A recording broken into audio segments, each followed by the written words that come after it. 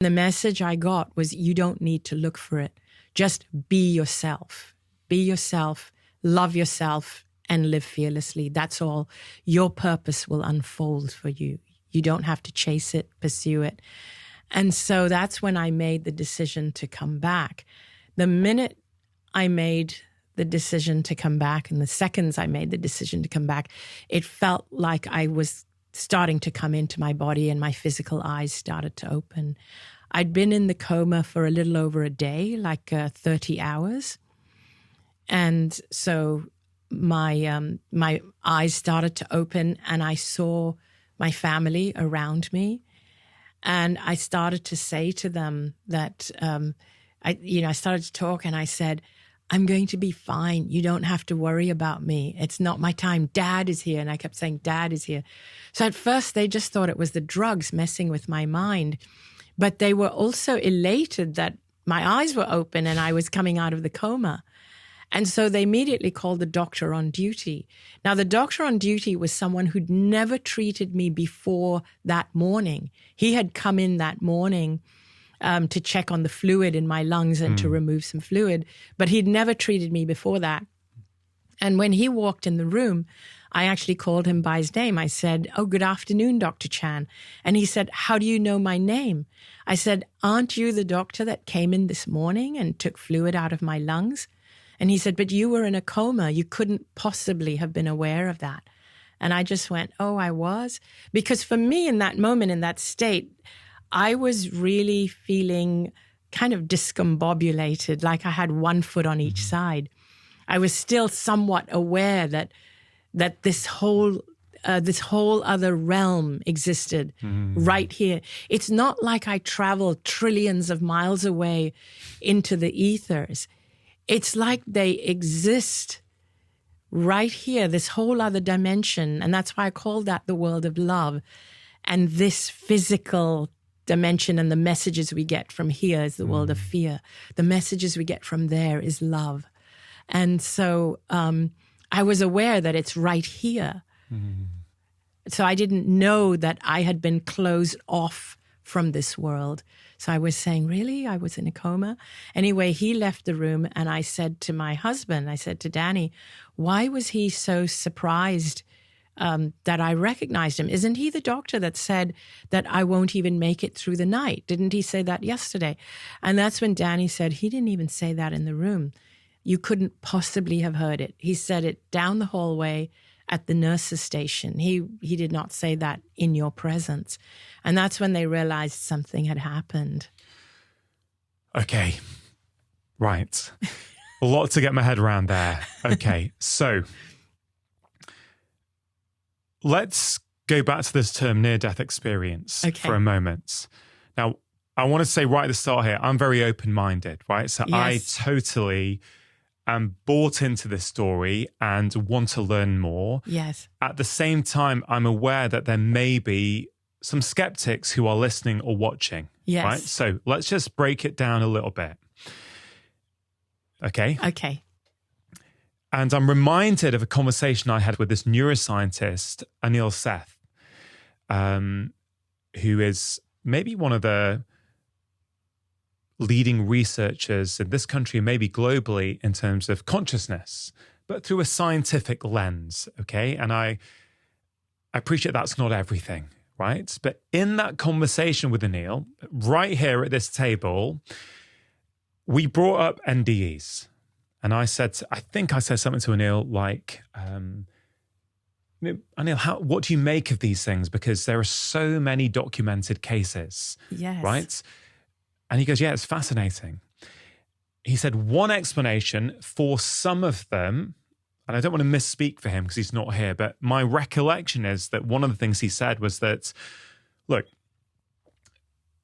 there could be a couple of explanations for some of them, right?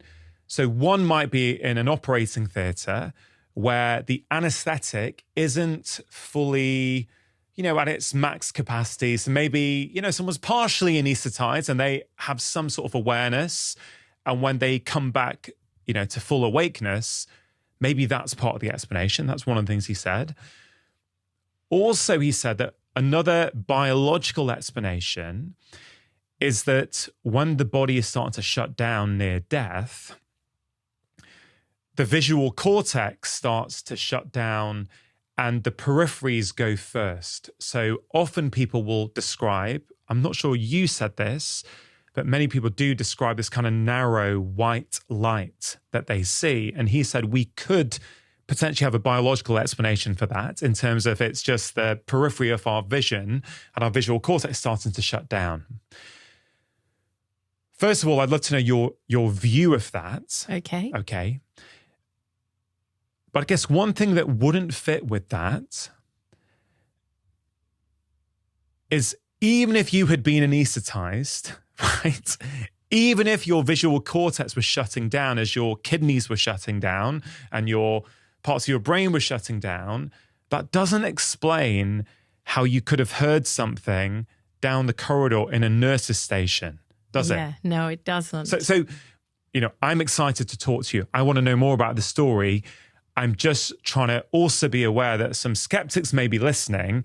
And so I think it's important that we cover these points. I agree. I have no problem with that at all. I agree. And I like that you're doing that because I know what happened to me. And so that's why I'm totally open to people asking whatever they like. So a couple of things there. So first of all, I was aware that I was no longer in the physical body.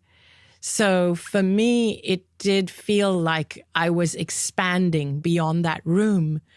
But even beyond that, I was expanding. It felt like I was no longer restricted to a 3-dimensional 5-sensory body. And once I'm not restricted, it felt like I could feel, as I said, other people that were around me and treating me, but I knew what they were thinking, what they were saying. So even, including, of course, this conversation, I was not only able to hear it. You see, we say hearing because we're hearing with our ears. It's almost like an awareness. Oh, the doctor is saying that to my husband. And I even remember my mom speaking to another doctor who was there, who was my regular doctor.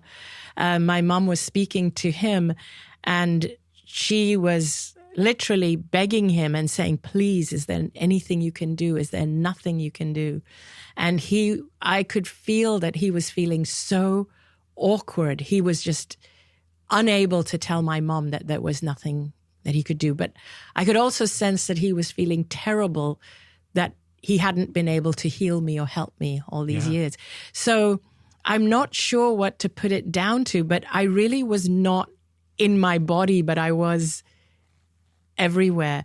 And all of these things that I describe does fit in with descriptions of near-death experiences. Now, what I didn't experience was the white light. Okay. And a lot of people who study near-death experiences, like Bruce Grayson, and by the way, I do accept the term NDE for my experience because it does have a lot of elements of a near-death experience. So people like Bruce Grayson, researchers, have said to me that a huge possibility of why you didn't experience the white light was because you didn't have a sudden death. It was a slow decline into a coma. Right. Whereas people who have a heart attack or who are in an accident or who fall off a mountain or fall off a boat, it's unexpected. It's completely unexpected. It's a shock. It's a surprise. There's an impact, and it's like their soul rushes out of their body, or their life force just rushes out of their body. And that sensation maybe causes that tunnel-like feeling and effect. That's one theory. Yeah, that's interesting. Tell us what happened to your cancer. So when I came back, I was telling my family, I'm going to be fine. You don't have to worry. And I was connected to all these tubes, the food tubes and nutrition tubes and the heart rate monitor and the oxygen tube and everything. And so I was saying, I'm not going to need these tubes. I'm fine. I'll be fine to breathe. And what started to happen is that the fluid in my lungs, first of all, which had just been removed that morning and usually builds up again. It had just been removed that morning, as I had identified Dr. Chan had done. The fluid stopped building up. And then the tumors, the golf ball sized tumors, started to soften, that within 2, 3, 4 days, the doctors could feel it with their hands, without scans, without anything, that they were softening and shrinking, and literally like they were melting. And then I started eating food, and then I didn't need the oxygen tube anymore. And I was telling them, I'm happy to eat food. And so they pulled out the food tube, and they didn't know what to write in my medical records because... I'm not surprised they didn't know what to write. Yes. And in 3 weeks, they did the lymph node biopsy, and they could find no trace of cancer in my lymphatic system. And they said, we've still got more tests to do. So I let them do all the tests they wanted because I was euphoric. And so I let them do whatever they wanted. They were giving me meds. They were doing tests. And I said, you can do what you like because I know I'm going to be fine. I know because I have experienced who I really am. And I know how powerful I am. And I'm more powerful than anything you guys do. I actually felt that way.